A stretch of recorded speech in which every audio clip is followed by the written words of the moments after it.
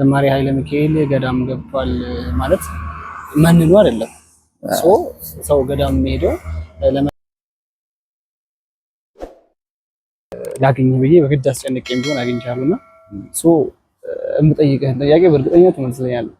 አረ ምንም ችግር የለም በእውነት ትምህርት እስከ 12ኛ ክፍል ምናምን እንደዛ አካባቢ ነው የተማርኩት። ግን ቴክኒክና ሙያም እንደዚህ ሞካክሬ ነበረ። ስትታመም ህመምህን ያብሱብሃል።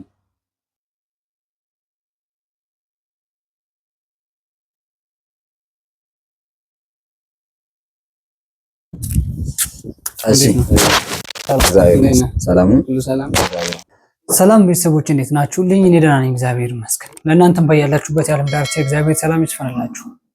ዛሬ እንግዲህ እንደስከዛሬው ሪአክሽን ቪዲዮ አይደለም ይዤላችሁ የመጣሁት።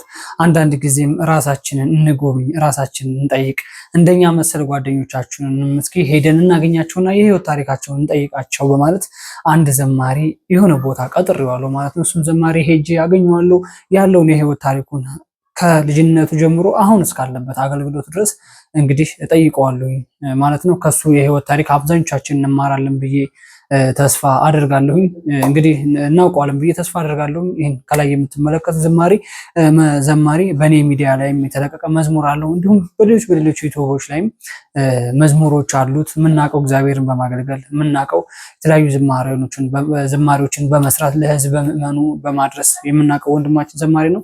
ሰው እንግዲህ ያለበት ሁኔታ ትንሽ አስከፊ ላይ ነው እና አንዳንድ ታሪኮችንም ስለማቀኔ የእሱን ታሪክ ለእናንተ ከመንገሬ በፊት ግን ሄጄ እሱን አገኘዋለሁኝ። ከዛ ከሱ ያለውን የህይወት ታሪኩን እንዳለ ይነግረናል። እኔ በቅርቡም እንግዲህ በህይወት ውስጥ የመጡትን ነገሮች ለማስተካከል ሞክሬ ህይወቱን ተስተካክሏል። ያለውን የትዳር ሁኔታ ያለውን የህይወቱን ላይፎችን በመሰቃቀል ላይ ነበሩ። ገዳም ውስጥ ገብቶ ነበር።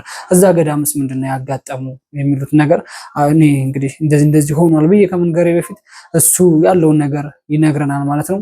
አሁን እንግዲህ ያለሁት ቤቴ ነኝ። ከቤቴ ወጥቼ ወደ እሱ ጋር መኪና አስነስተን እንሄዳለን ማለት ነው። ስለዚህ እሱ ጋር እስከምንደርስ ድረስ ትንሽ ደቂቃ ነው የሚቆየው።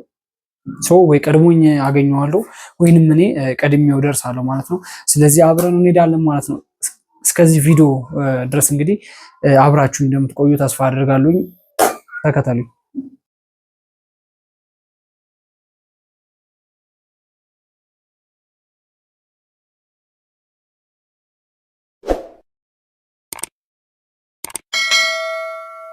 ቤተሰቦቼ እንደነገሩ ቢሆን እንግዲህ ለብሼ ጨርሻለሁ ማለት ነው። አሁን ጉዟችንን ወደ ዘማሪው ወንድማችን ጋር ይሆናል። ዘማሪ ኃይለ ሚካኤል ወይንም ዘማሪ ወንድማገኝ ይባላል። በነገራችን ላይ ወደሱ ጋር እንሄዳለን። የህይወት ታሪኩን እንጠይቀዋለን። ቁጭ ብለን እንነጋገራለን፣ እንወያያለን።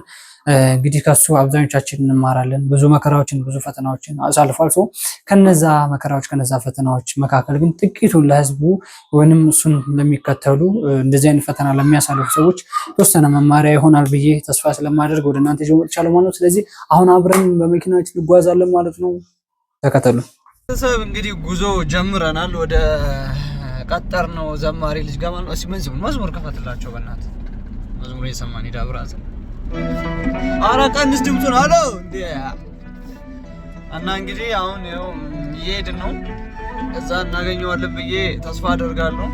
እንዳትገባለህ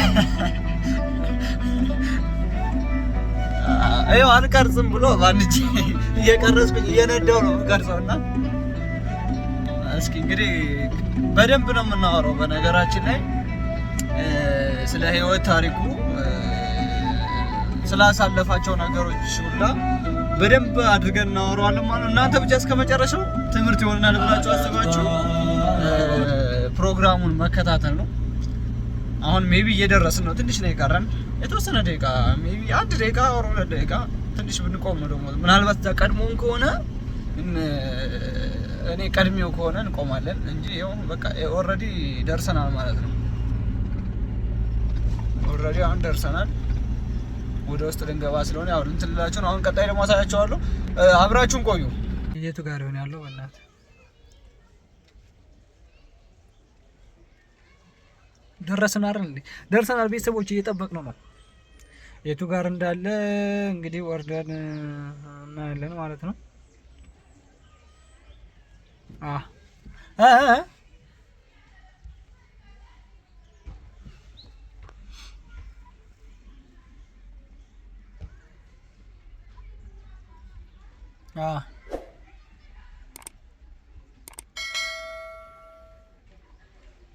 ይመጣል በተኛ እስካሁን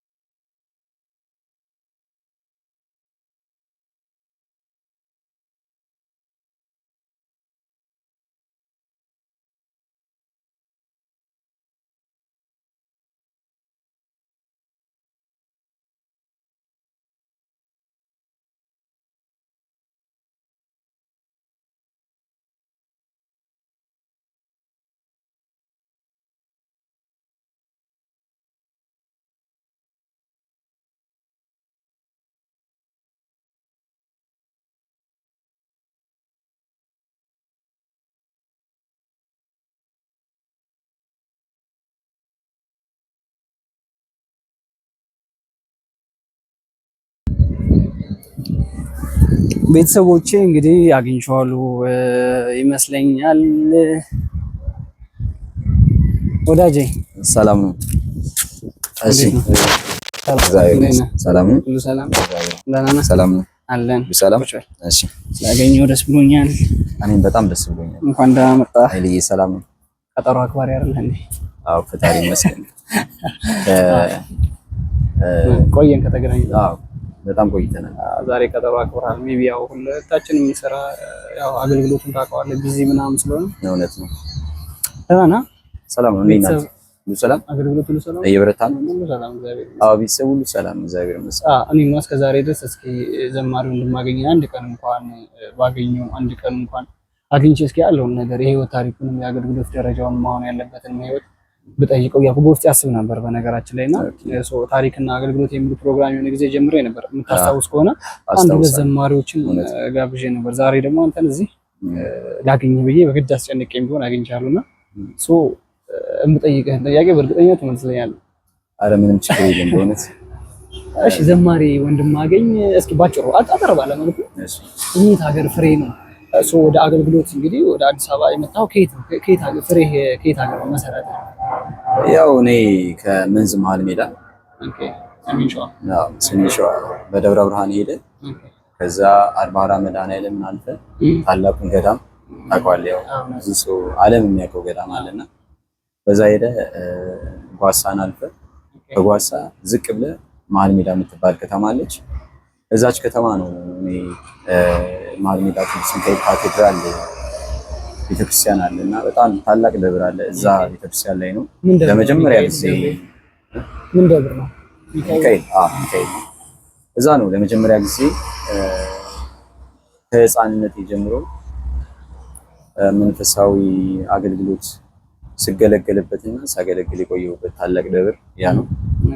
እዛ ደብር ላይ የሚገርም ነገር በጣም ብዙ ሊቃውንት የወጡበት ብዙ መምህራን የወጡበት ኢቭን 4 ኪሎ መምህር ቃለ ጽድቅ የሚባል ታላቅ ወንድማችን እኔን አስተምሮኛል።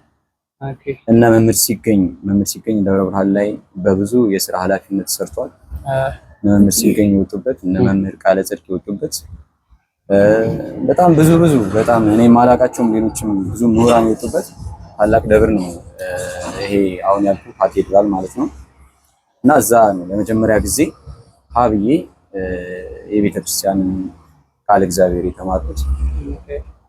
ከዛ በመቀጠል ምን ለብሼ እዛው መሀል ሜዳ ማለት ነው የአዲስ አበባ መስመር አካባቢ ላይ ጫፍ የሚገኝ ምን ለብሼ ቅዱስ ገብርኤል አለ ወይም አማኒት አምባ ደብረ አሚን ቅዱስ ገብርኤል አሁን መዝሙር ሰርተንለታል። እና እዛ ሄጄ ያጠናከርኳቸው ልጆች አሉ እና መልአኩ ቅዱስ ገብርኤል አለ እዛ ምን ለብሼ ሰፈር እዛ ቤተክርስቲያን በጣም ብዙ አመታት ለ21 አመታት ያክል አገልግያለሁ። ይሄ ቅድም አሁን ይሄ ደብረ አሚን ነው ያልከኝ ገብርኤል ቤተክርስቲያን? ደብረ አሚን በባለፈ አንድ ልጆች ደውለውልኝ ነበርና ወንድም ዘማሪ ኃይለ ሚካኤል የሚባል አለ እሱ ጋር ምናምን ብሎ ስላንተ ጥሩ ነገር ነግረውኛል። ግጥምና ዜማ እንደሰጣቸው ነግረውኛልና ኦልሬዲ መዝሙሩም እያለቀ ነው እርግጠኛ ነኝ አይደል? ያ ነገር ሰምቻለሁ። ከዛ ሀገር ነው ከመንዝ መሀል ሜዳ ደብረ አሚን ቅዱስ ገብርኤል ቤተክርስቲያን የደወልነው ምናምን ብለው ሰው አውርተው ነበረ። ያለውን ነገር ሁላ ነግሮኛል። እስኪ ወደዚህ እንምጣና አሁን ያለው አዲስ አበባ ነው። አዲስ አበባ አሁን ከክፍለ ሀገር መጥቶ አዲስ አበባ ላይ አገልግሎት ማስፋፋት በጣም ከባድ ይታወቃል ያለው ነገርና እዚህ በምን ላይ ነው ያለው? በአገልግሎት በስራ በምን ላይ ነው ያለው? ያው እዚህ አሁን አዲስ አበባ ለመጀመሪያ ጊዜ ስመጣ ያው ትምህርት እስከ 12ኛ ክፍል ምናምን እንደዛ አካባቢ ነው የተማርኩት። ግን ቴክኒክና ሙያም እንደዚህ ሞካክሬ ነበረ። ያ ነገር አልተሳካልኝ እና የራሴን የግል ስራ እየሰራው ነው የምኖረው እዚህ አዲስ አበባ ማለት ነው። ያው የግል ስራ እንግዲህ ንግድም ሊሆን ይችላል፣ ሌሎችም ብዙ አይነት ስራዎች አሉ፣ መልካም የሆኑ ስራዎች ማለት ነው። እና ከዚህ ስራ በተጨማሪ አገልግሎት አውደ ምሕረት ላይ ያው ጉባኤ ይጠራሉ። እግዚአብሔር የተመሰገነ ይሁን። በትንሽ ሰዓት ውስጥ የማገኛቸው ለስጋይም ለነፍሴም እነዚህ ነገሮች አሉ። እግዚአብሔርን አመስግኜ እገባለሁ ማለት ነው። ያው ስራ አይደለም፣ በእርግጥ አገልግሎት ስራ አይደለም። ስራዬ የግል ስራ ነው። ይሄንኛው ትርፍ አገልግሎት ነው። አገልግሎቱን እንደ ስራ ቆጥሬው ሳይሆን ከቤተ እግዚአብሔር እንዳርቅ ከእግዚአብሔር ቤት ላለመራቅ ይሄን አስቤ እስካሁን ያው በዚህ ሁኔታ ላይ ነው ያለሁት።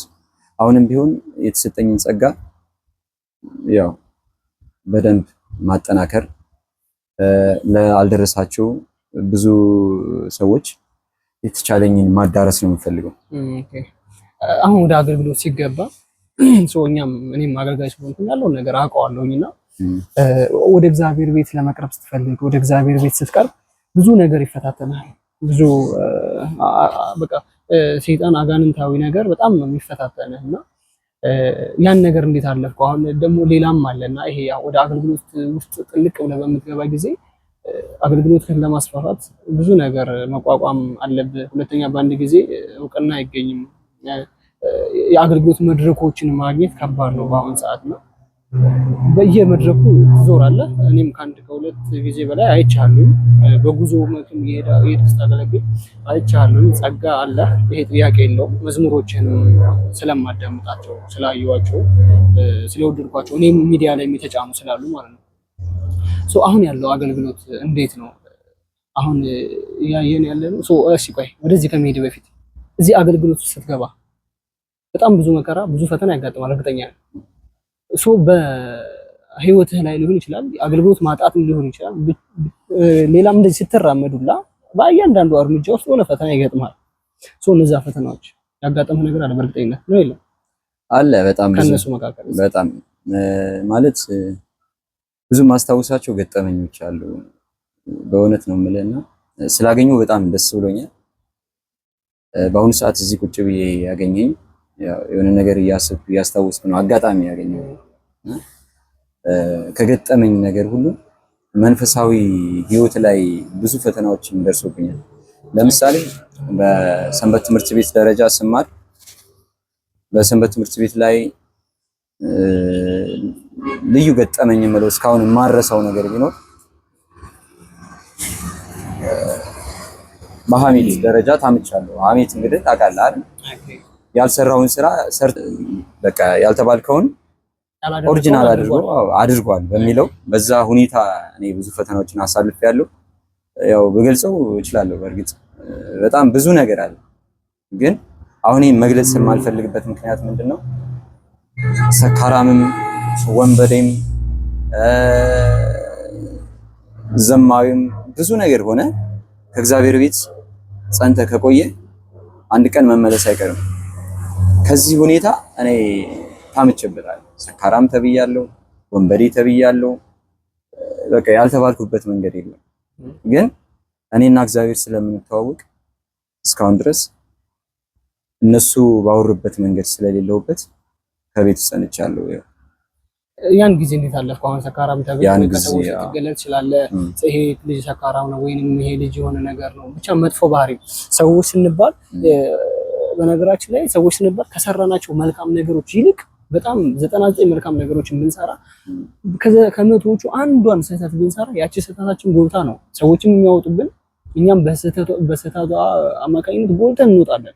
መልካሙ ነገር አያስወጣንምና አንተ በዚህ ነገር ታምተህ ከነበረ እንዴት ነው ያሳለፍከው የዛን ጊዜ? ምናልባት ከሰው ልትርቅ ትችላለህ፣ ልትገለል ትችላለህ፣ ሰው ሊያንቋሽሽ ሊሰድብህ ምን ሊልህ ይችላል። የምታውቀው ውስጥህን አንተና ከእግዚአብሔር ጋር ነው እንዳልከኝ፣ እግዚአብሔርና አንተ ናችሁ የምታውቁት። ጊዜው እንዴት ነበር? ያው እንግዲህ ሰው መጣላቱ ይሄን ጊዜ ያሳለፍኩት በምን መሰለህ? እግዚአብሔር ይመስገን እናቴን አበቡን ያለ አባት ያሳደገችኝ እሷን ከልብ አመሰግናታለሁ። እናቴን ማለት ነው። አባቴን አላውቀውም ማለት በቃ በ2 ዓመቴ ነው የተለየችው እና አንድ ልጇን እኔን ይዛ ወደ መንዝ፣ አባቴ ጎጃም ነው፣ ወደ መንዝ ስትመለስ እናቴ ከቤተክርስቲያን አርቃ አላሳደገችኝም።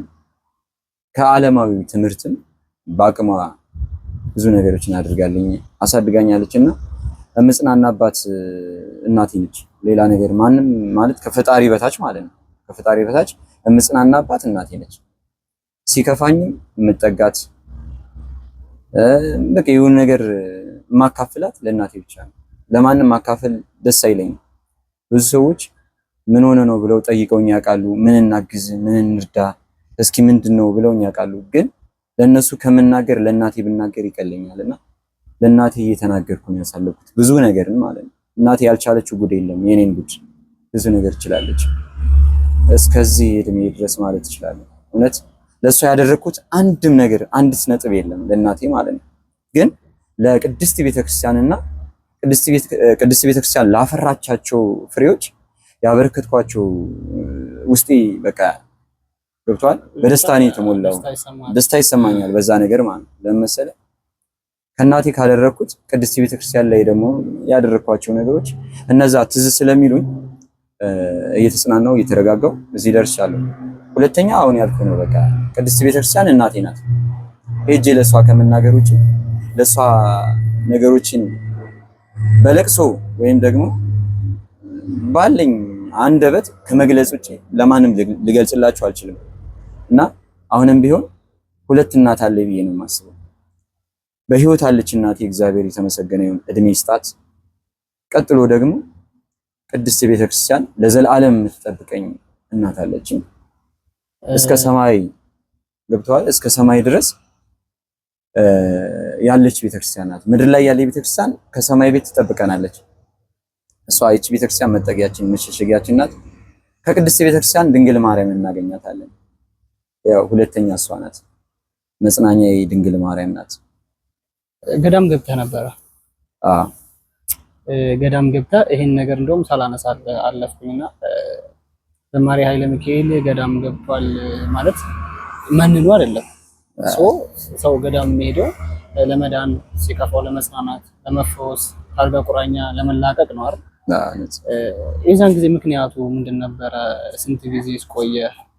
የሆነ ጊዜም እንደውም እኔ ገዳም ሄጄ አሁን ለጊዜው የሆነ ብቻ መልእክት ተልኮ ይሁን ገዳም ውስጥ ብቻ ታገለግል ነበር። በአንድም በሌላ ገዳም ሄጄ ነበር እና የዛን ጊዜ ምንድን ነበር የገጠመህ? ገዳም የገባህበት ማለት ይሄ ከሰዎች ለየት የሚያደርገው ነገር አለ ነበር ያንተ?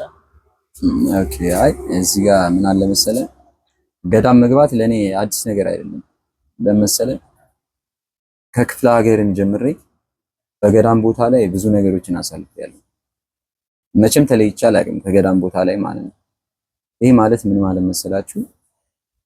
መልአኩ ቅዱስ ገብርኤል ዛጉር ገብርኤል ይባላል። መሀል ሜዳ ዝቅ ብለህ ወደታች 011 ቀበሌ ማለት ነው።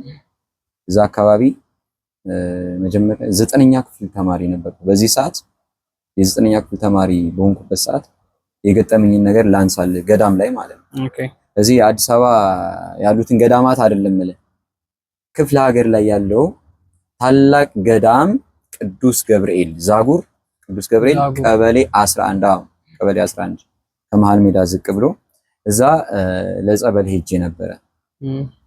ማለት ብዙ ሰዎች ብዙ ይለዋል ስትታመም ህመምህን ያብሱብሃል።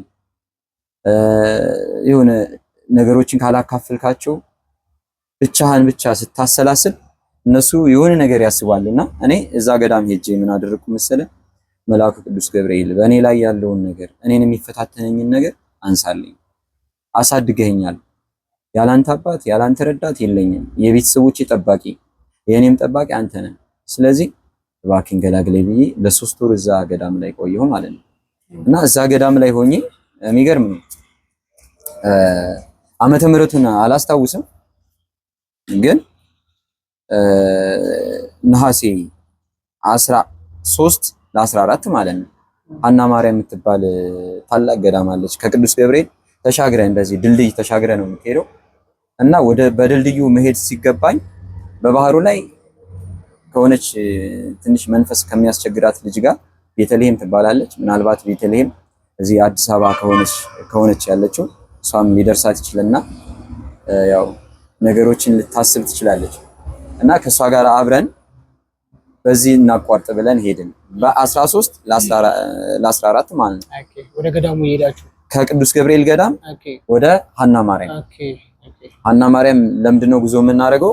እዛ ጥሪ ተደርጎልን እዛ ገዳም ላይ ያሉ በሙሉ ጸበልተኞቹም አገልጋዮቹም በሙሉ እዛ ጋር የሆነ የበረከት ሰንበት ተማሪዎች አዘጋጅተውልን እዛ ተጠርተን ነውና በድልድይ ከምንሄድ በቃ በዚህ እናቋርጥና እንሂድ ተባብለን እየሄድን ተያይዘን እየሄድን እያለ የሚገርም ነው።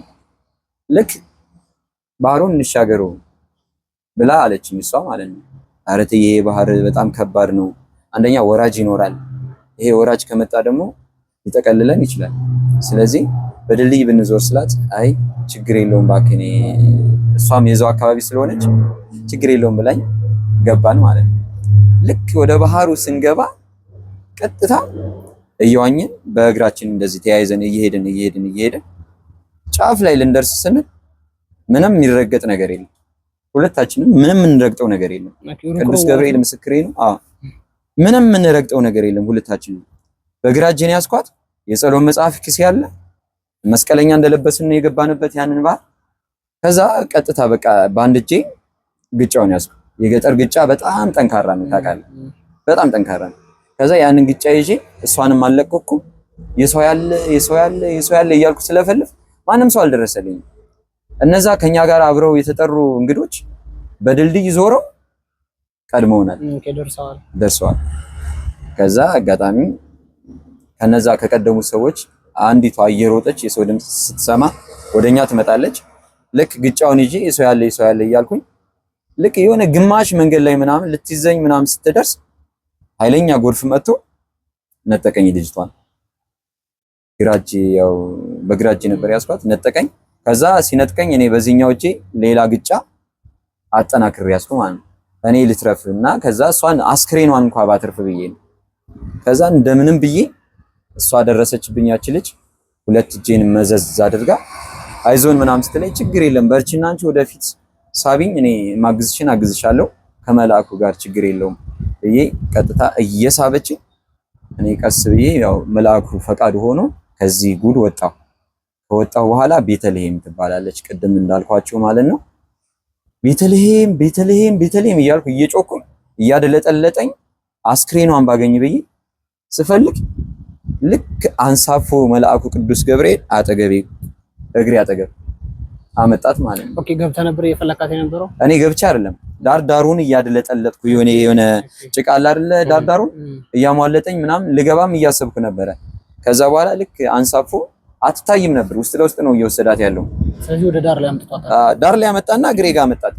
ከዛ ቀጥታ ሻሿ ታየኝ። በቃ ልገባ ሳስብ እግሬ ጋር ሲያመጣት ሻሿንና ጸጓን አንድ ላይ ያስኩትና ያቺ ልጅ ከኔ የመጣችው እኔን ጄኒ ዛ ስባ ያወጣች ልጅ እሷ ቀጥታ ስባ አወጣች። እሷን ማለት ነው በእኔ ላይ እንደዘላ አወጣቻት። ከዛ ብድግ አድርገን ለሁለት ማንም ሰው የለም ማንም ወደ ምዕራብ ዘቅዝቀን በቃ ይሄ ደምም ነገር አለ አፍንጫዋ ላይ ውሃ ገብቶባት ከዛ እንደዚህ ከበሮ አክሏል። በቃ የሆነ ነካ አድርገን እንደዚህ ውሃ ወጣላት ምናምን ብዙ ነገር ነው የወጣው ካፏ። በቃ የሆነ በጣም እያለቀስኩ ነበር፣ እሷም ልጅቷም እያለቀሰች ነበረ። በኋላ እነዛ ተሻግረው የነበሩ ሰዎች እቺ ልጅ ያው ወደኔ ስትመጣ ስትቆይባቸው በሙሉ እንዳለ ስብስብ ብለው መጡ። ይቺ ልጅ ምን ብትሆን ጥሩ ነው? ያው እንግዲህ ብድግ ብላ ብቻ ምን ሆኜ ነበር ስትል እግዚአብሔር ምስክሬ ነው። እና ብድግ ብላ ምን ሆኜ ነበር አለች። ያልጠበቅኳት ልጅ ሞታለች ብዬ የጠበቅኳት እንደዚህ በህይወት አገኛታለሁ ብዬ ያላሰብኳት ልጅ ምን ሆኜ ነበር ብላ ጭራሽ ብርድም አልተሰማት አይደለም በህይወት ማለፍ ማለት ነው። ላነሳልህ ነበር ይሄን ጥያቄ በነገራችን ላይ ገዳም ገብቶ ነበር እንደዚህ የሚባል ገዳምና እዛ ገዳም ላይ የሚያጋጥመው ነገር አለ። ባህር ገብቷል ምናምን ነገር ይሄን ላነሳልህ ነበር። ወደ ሁለተኛው ጥያቄ ይሄን ላነሳልህ ነበር። ያው በዛው አመጣሁና ነገርከኝ እና ከዚህ ጉድ መቼም እርግጠኛ ነኝ እንግዲህ ይሄን ሚዲያ ከተከታተለች ታሪካችሁ ይሄን ይመስላል ያለሽ ብዬ ተስፋ አደርጋለሁ። አዎ ቤቲ እንግዲህ ባለሽበት ይሄን ሁኔታ እንድታዩ ፈልጋለሁ። አሁንም በህይወት እንዳለሽ ተስፋ አደርጋለሁ። ቤቲ ይሄ መቼም ቢሆን መቼም ማይረሳ ላይፍ ነው፣ ማይረሳ ህይወት ነው። እውነት ቤቲ በርቺ። አግብተሽ ወልደሽ ሊሆን ይችላል።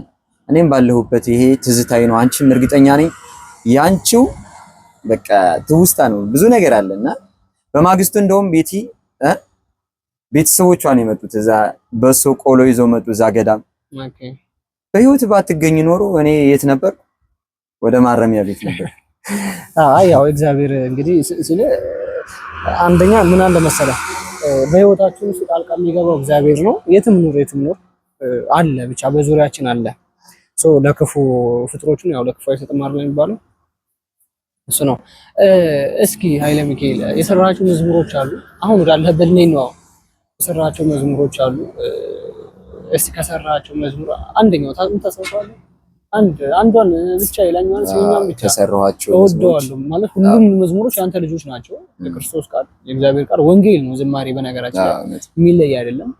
ግን ከአንደበቴ አይጠፋም የምትለው የራስ መቼም ከአንደበቴ የማይጠፋ ስቱዲዮ በቃ አላ ስገባ ያው ግጥምና ዜማው የኔ ቢሆንም እንባዬ ነው የመጣው ስዘምር ማለት ነው። ምናልባት ዓለማት ባያዩትም ሀገር ውስጥ ያሉ ሰዎችን ባያዩትም እንኳን ለኔ ትልቅ ትሩፋት ነው። ስቱዲዮ ለመጀመሪያ ጊዜ ስዘምረው በምቾት ሁኔታ የሆነ አልጋ ባልጋ ሆኜ ምናምን አይደለም ይሄን መዝሙር የሰራሁት እና ስም እግዚአብሔር የሚለው መዝሙር ይሄ መዝሙር ነው እና ይሄ የሰራሁበትም የራሴ ታሪክ የሚናገር የሚዘረዝር የራሴን ታሪክ ብዙ ነገር የሚል ነውና ስም እግዚአብሔር የታተመበት ጽኑ መሰረቴ ገብርኤል አባቴ ጽኑ መሰረቴ ገብርኤል አባቴ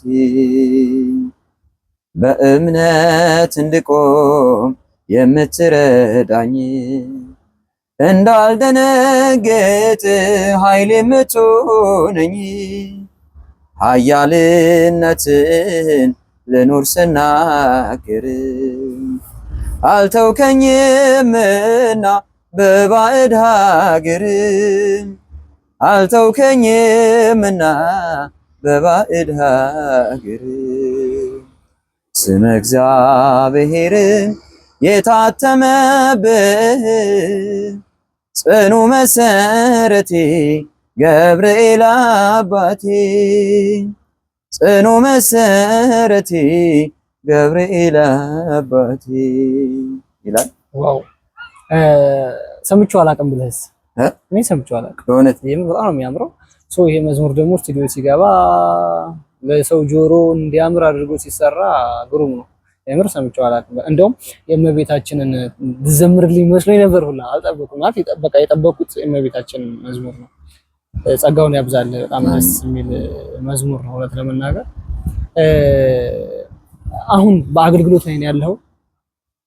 አዎ አሁን ያው አልፎ አልፎ በአገልግሎት ላይ ነኝ። በአገልግሎት ላይ አንዳንድ መድረኮች ላይም አይቻለሁ። ተገናኝተናል አንድም ሁለቴ አብረንም አገልግለናል። አዎ እንዲህ አሁን ያለው አገልግሎት አሁን ብዙዎች ጠይቄ ነበረ።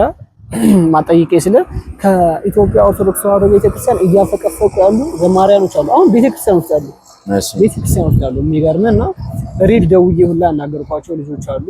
ቲክቶክ ሶሻል ሚዲያ ላይ የማውቃቸው የምንግባባ በአካል አብረን ያገለገልን ሰርግ ላይ መድረክ ላይ የተገናኘ ልጆች ለምን ስላቸው የአገልግሎቱ ሁኔታ በጎጥ ሆነብን፣ እኛ ሌላ ስራ የለንም፣ አገልግሎቱ በመተዋወቅና በጓደኛ በብሔር ሆነ። ያ ነገር አገልግሎት ወዳለበት ቦታ እንዲመራን እያደረገን ከቤተ ክርስቲያን እየወደድን ሳንፈልግ ነው እየወጣን ያለነው የሚሉ ሰዎች አሉና ለነሱ ምን ትላቸዋለህ? ማለት አሁን አንተም አንዳንድ ማለት አልፎ አልፎ ነው አገልግሎት የምትወጣው። ባላንስ ሲደረግ ሚዛን ላይ ቢቀመጥ አሁን የነሱና ያንተ እንደውም እነሱ ወደ አገልግሎቱ ጠጋ ያሉ ናቸው፣ እኔ ማውቃቸው ስለሆኑ ማለት ነው። ገባ?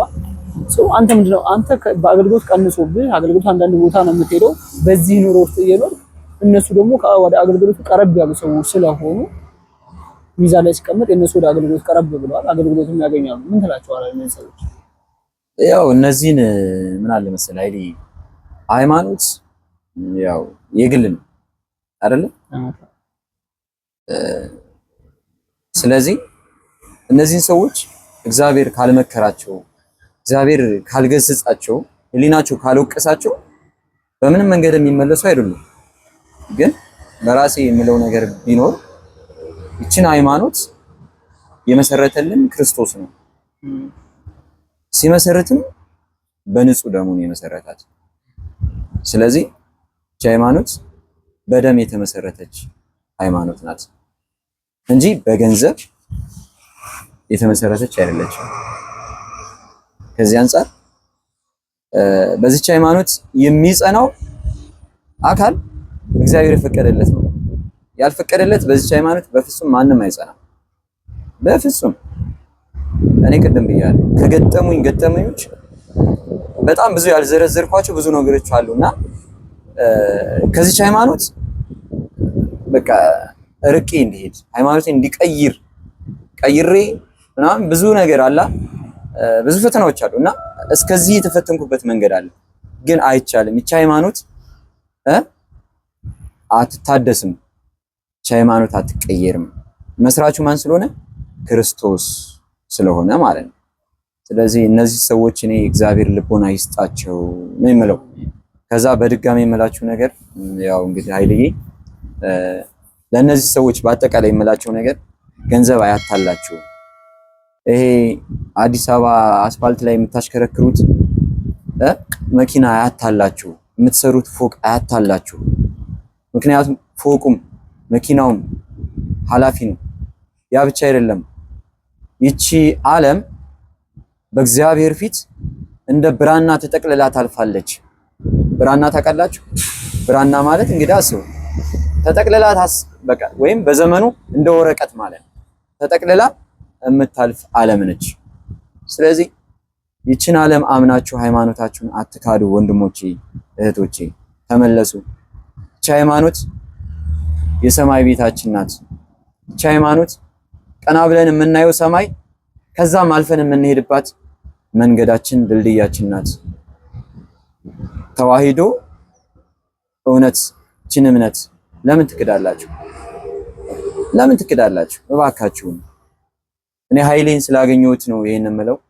ውስጤ አሁንም የምናገረው ነገር ኃይሌ በዚች ሃይማኖት ማለት ነው የኖርን ሰዎች አላፈርንም፣ ወይም ደግሞ ያጣነው ነገር የለም። ክርስቶስ በፈተና ህይወት ውስጥ በመከራ ህይወት ውስጥ አልፎ የመሰረታት ሃይማኖት ነች እንጂ አልጋ በአልጋ ወይም ደግሞ እንደፈለገን ቦርቀን የተመሰረተች ሃይማኖት አይደለችም። በዚች ሃይማኖት ስትኖሩ ጠባብ መንገድ ነው ያለው፣ እንደ ከክር የቀጠነች ጠባብ መንገድ ነችና በዚች ክር ላይ የሚሄድ ማን ነው? እሱ ኃያል ነው። በቃ ስለዚህ እናንተ በሃይማኖታችሁ ጽኑ፣ ተመለሱልኝ። ታላላቅ ወንድሞች አላችሁ የተቀየራችሁ፣ ሃይማኖታችሁን የቀየራችሁ፣ እውነቴን ነው የምላችሁ። ለኔና ለሌሎች ወገኖች መምህራን የምትሆኑ አርያ የምትሆኑ አላችሁና ተመለሱ። ሁል ጊዜ ቅድስት ቤተክርስቲያን እጃችሁን ዘርግታ ትጠብቃችኋለች። እባካችሁ ተመለሱ ነው የምለው። ኦኬ፣ እናመሰግናለን ስለ መልእክትህ። እኔ በአካል ማውቃቸው ልጆች ደውዬም ስላወራኋቸው ሜቢ ባለፈም ቲክቶክ ሶሻል ሚዲያ ላይ ላይቭ ላይ ከተወሰኑ መምህራኖች ጋር ከመግባባቸው ጋር እያወራኋቸው ነበርና ምክንያታቸው እነሱ የሚሆነው አንደኛ አገልግሎት ቀዘቀዘብን፣ ሁለተኛ ደግሞ ቤተክርስቲያን ውስጥ ትክክለኛ መልስ አላገኘንም ምናምን ነገር ነው ያሉት የነበረው። የእነሱን ጉዳይ ለራሳቸው። አሁን ወደ ቤተሰብ ልመለስ ነው፣ ወደ ክፍለ ሀገር። እናቴን አባቴን በ2 ዓመቴ ነው ያጣሁት ብለኛል እና የሆነ ሀገር ላይ ለጉባኤ ሄጄ ወደ ወልቂጤ አካባቢ ጉራጌ ክልል ላይ አንድ ከብት የሚጠብቅ ልጅ አገኘሁትና እነዚህ ከብቶች የማን ናቸው ምናምን ብዬ ጠየቁት። ፈልጌው አይደለም የጠየቁትና እነዚህ የሰዎች ናቸው እናንተ አይደሉም ስለው አዎ የኛ አይደሉም። ለምን የሰው ትጠብቃለህ ስለው አባቴ በህይወት የለም እናቴ ነች በህይወት ያለችውና እናቴ ደግሞ የሆነ ብር ተበድራለች። ከዛ ከብቶች ከሚጠብቅላቸው ሰዎች ብር ተበድራለች፣ ብዙ ብር ይመስለኛል። ስለዚህ በየአመቱ እነዚህን ከብቶች እየጠበቅኩላቸው በእኔ ደሞዝ ነው ያ እናቴን ዕዳ እየከፈልኩኝ ያለው። ህፃን ልጅ ነው ገና ትምህርት እየተማረ አይደለም የሚጠብቀው፣ ትምህርት ሳይማር ነው እነዛን ከብቶች እየጠበቀ የእናቱን ዕዳ እየከፈለ ማለት ነው። አሁን በእንደዚህ አይነት ፈተና ውስጥ አብዛኛው ብዙ ሰው አልፏል ብዬ አስባለሁ። ከእናቱና ከአባቱ ወይንም እናትና አባቱን ያጣ በልጅነቱ ምናምን። ያንተ ጊዜ እንዴት ነበር? እንደዚህ አይነት ነገር አሳልፈህ ነበረ? አባትህን ስላጣኸው ከእናትህ ጋር እንትን ስትኖር እናትን ማገዝ ያለብህ መንገድ አለ መቼም። ያው እናቶች ምንድነው ይባላሉ ማለት እጃቸውን ሁላ ምንድነው የሚባል ተረት አለ። ለልጃቸው ሲሉ ልጆቻቸው እንዳይራቡ እንዳይጠሙ እንዳይቸገሩ ሲባሉ ፊታቸው ሁላ ይጠቁራል የሚባል ነገር አለ። በአንተ ጊዜ አዎ ምን አለ መሰለህ አይልኝ አሁን ይሄን ስላነሳልኝ በጣም በእውነት አመሰግናለሁ። ለምን መሰለህ ውስጤን የሚረዳው እግዚአብሔር ብቻ ነውና እኔ ብቻዬን ሆኜ የማስበውና የማሰላስለው ነገር ቢኖር ለእናቴ አንዲት ነገር የረዳኋት ያገዝኳት ነገር የለም። አንዱ እሱ ያሳስበኛል። ሁለተኛ አባቴ ያው በ2 ዓመት የ2 ዓመት ህፃን ሆኜ ነው ተለይታ የመጣችው። አላውቀውም፣ ሳላውቀውም አልፏል፣ ሞቷል። አባቴን በ2 ዓመቴ ተለይቼው ግን 2010-11 አካባቢ ነው ሞተ የሚባል ነገር የሰማሁት ማለት ነው። ይሄን እንዴት አወቅ ካላችሁኝ ያው እንግዲህ እናቴን አስገድጄ አባቴ የት ነው ያለው እንዴት ነው ምናምን አምጪ በቃ አባቴ የት ነው ያለው አድራሻውን ሁሉም ነገር ደብቃ የነበረችውን ያው ተናገረች። በስልክ ሳፈላልቅ ቆየሁ እና ጎጃም አካባቢ እንደነበረ ምናምን ተነገረኝ። ከዛ ያው ወደ ጎጃም በጉዞም በምንም ያው ብዙ ገዳማትን ሄጄ በአገልግሎትም ሄጄ ያየዋቸዋሉና እዛ ማረፊያ እግዚአብሔር ይመስገን በጣም ብዙ ማቃቸው እህት ወንድሞች አሉ፣ መንፈሳዊ እህት ወንድሞች አሉኝና እዛ አርፌ ምናምን እያፈላለኩ ቆይቼ ነበረ። ከዛ በቃ ያገኘሁት ወንድሞቼን ነው። ወንድሞቼን በአካል አይደለም ያገኘሁት፣ በስልክ የስልክ ቁጥራቸው ተሰጥቶኝ ነው የተመለስኩት ማለት ነው። ተመለስኩ፣ የስልክ ቁጥር ተሰጥቶኝ። ለምን ወንድሞቼ ሱዳን ነው ያሉት። እዚህ አባታቸው አስቀመጠላቸው ንብረት ወይም ደግሞ ቦታቸው ላይ አይደለም ያገኘኋቸው ማለት ነው። አሁን እዛ ናቸው፣ ሱዳን ነው ያሉት ወንድሞቼ። ሱዳን ነው፣ ሻሮ ይባላል አንዱ ወንድሜ። ምናልባት ይሄ ሚዲያ ከደረሰ ወንድሜ ሻሮ በዚሁ አጋጣሚ እጅግ በጣም እወድሃለሁ። ያለሁት አሁን አዲስ አበባ ነው። እንደው ከመጣ ስልክ ቁጥሬ 0902804949 በዚህ ስልክ አድራሻ ደውለህ ታገኘኛለህ። የትኛው ቦታ ላይ ወንድሜ ሻሮ እውነት የድንግል ማርያምን መዝሙር አግኝተህ ራሱ ኮሜንት ጽፋል፣ ፎቶውን ምናምን አይቼዋለሁ ልካል። ከመጣ ደስ ይለኛል እና አንዱን ወንድሜን በዚህ ሁኔታ አግኝቼዋለሁ። ከዛ ውጪ ግን የኔ እምላት ቤተሰብ እናቴ ብቻ ነች። እናቴ ናት። መንዝ መሀል ሜዳ ነው ያለችው። ሚካኤልና ቅዱስ ገብርኤልን እየለመነች እየተማጸነች ስለኔም ስለዛ ስላሉትም እህቶቼ በጸሎት ያገዘቻቸው ያለች እናቴ እሷ መሀል ሜዳ ናት። እሷን መድኃኒዓለም ይጠብቅልኝ እና ያው በቤተሰቡ ብቻ ብዙ ብዘረዝርልህ ጊዜ ያንሰኛል። ለምሳሌ ኃይሉ በጣም ጊዜ ያንሰኛል። የኔን ነገር ዘርዝሬ አልጨርሰውም። ስሬት ግን በቃ ትንሽ ጫፍ ነው የነገርኩህ። ጥሩ ነው የሰማሁትን ነገር ጫፍ ነው የነገርኩህ። ያን ለአድማጭ ተመልካቾቻችን ቢያንስ በእንደዚህ አይነት ፈተና ውስጥ ነው አልፈው አገልጋይ ዘማሪ ተብሎ አሁን ዘማሪ እከሌ ተብሎ የሚጠሩት አልጋ ባልጋ ሆኖላቸው አይደለም እንገባ እና ብዙ ሰው አሁን ዘማሪ ሲባል ምናምን ቶሎ አልጋ ባልጋ የሆነለት አንድ መዝሙር አውጥቶ ፈምሶ እውቅና አግኝቶ ምናምን ጥሩ ኑሮ የሚኖር አይነት ነገር ስለሚመስላቸው አብዛኞቹ ሰው ይሄን ነገር ካንተ ህይወት ታሪክ የተወሰነ ይረዳሉ ብዬ ስላሰብኩ ነው። ማንኛውም ሰው በዘማሪ ተብሎ ሲጠራ ዘማሪ በምትለዋ ፊደል ውስጥ ብዙ መከራ እንዳሳለፈ እንዲያውቁ ስለምፈልግ ነው። ገባህ አይደል? እስኪ የምትጨምረው ነገር ካለ ሰዓቱም ፕሮግራማችን ጨርስ ስለሆነ እሺ፣ የምትጨርሰው የምታስተላልፈው መልእክት ካለ የምታመሰግነው አካል ካለ ይኸው ሚዲያው ክፍት ነው፣ ማመስገን ትችላለህ፣ መልእክትን ማስተላለፍ ትችላለህ። ያው እንግዲህ ማስተላለፍ የምፈልገው ነገር ቢኖር አንደኛ ቆሮንቶስ ምዕራፍ 13 ቁጥር 5 ላይ ምን ይላል?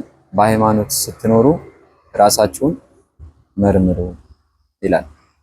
እደግመዋለሁ፣ በሃይማኖት ስትኖሩ ራሳችሁን መርምሩ። ይሄ መልእክት ለእናንተ በቂ ነውና ምንድነው ብዙ መዘርዘር ስለማልፈልግ ነው። አንድ ፈጣሪን ይዛችሁ አንድ ድንግል ማርያምን ይዛችሁ ምንም የሚያሳስባችሁ የሚያስጨንቃችሁ ነገር በእግዚአብሔር ላይ ጣሉ። እውነት አትጨነቁ። እግዚአብሔር አምላካችን ስንወርቅ የሚያነሳን፣ ስንከፋ የሚያጽናናን ታላቅ አባት እስከሆነ ድረስ እንደ አባትም እንደ እናትም ሆኖ የሚንከባከበን እርሱ እስከሆነ ድረስ ሚስጥሩን ታውቃላችሁ። ሁለተኛም ድንግል ማርያምን እስከሰጠን ድረስ አትጨነቁ፣ አይዟችሁ።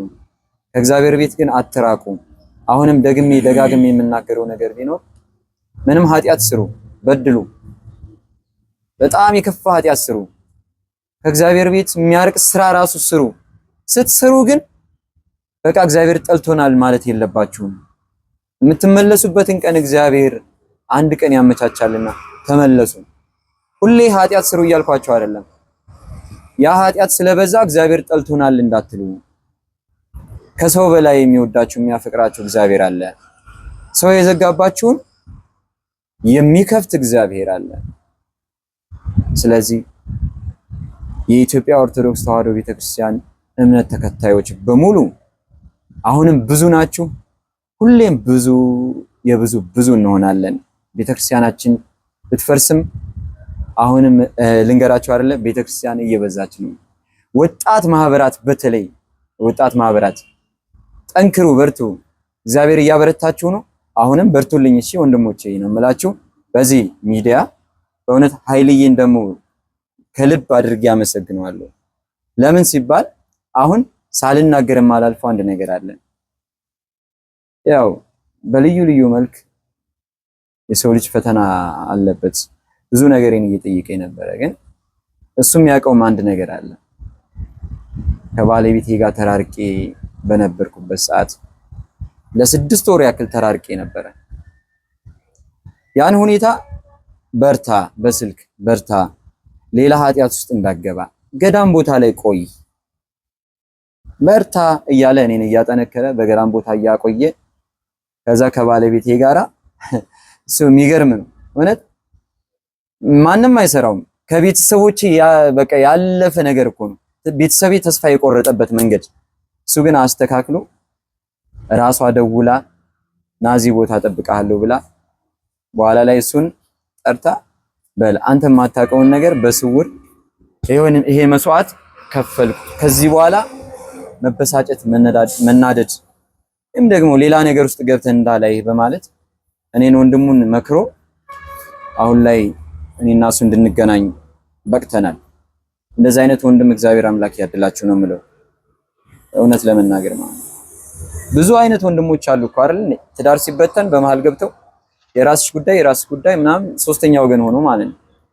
ግን ይሄ ወንድማችን ካሁን በፊትም ብዙ ነገር ያወራነው ነገር ነበረ። በቃ ካልሆነ ከአቅሜ በላይ ከሆነችማ እንግዲህ ለአባቶችም በጸሎት እንዲያስቧችሁ አደርጋለሁ። ካልሆነ ግን በሚዲያም ቢሆን አስታርቃቸዋለሁ ያለ ወንድሜ ነውና እጅግ በጣም አመሰግናለሁ። በእውነት እግዚአብሔር ክብር ይስጥልኝ ነው የምለው። ኃይሌን የሚገርም ነገር ይሄን ነገር ያው ማንሳት አልፈለኩኝም ነበረ። አንተ ግን ተናገርከው ማለት ያሳለፍነውን ጊዜ እናስታውሳለን። በባለቤትህና በአንተ ጉዳይ ፈተና አሳልፈናል። ስልክ አንተ አታውቅም፣ በነገራችን ላይ እኛ ያወራነው ነገር አታውቅም አንተ ምን ታውቀው ነገር አይደለም። ያው እሷ ግን በጣም ቀና ሰው ነች። በነገራችን ላይ በጣም ቀና፣ እግዚአብሔር ያክብራት። እኔ የምር አላሳፈረችኝ፣ እንደ ልጅ አላየችኝም፣ እንደ ትልቅ ሰው ነው ያየችኝ። እሷ ቢያንስ ከኔ ከፍ ትላለች ምናምን፣ እንደ ልጅ አይደለም ያየችኝ፣ እንደ ትልቅ ሰው ነው ያየችኝ። እና እግዚአብሔር ያክብርሽ፣ በእርግጠኝነት ታየዋለች፣ ትነግራታለህ ሚዲያውን እና አመሰግንሻለሁ። የምር በጣም ነው የማመሰግነው፣ አላሳፈርሽኝም።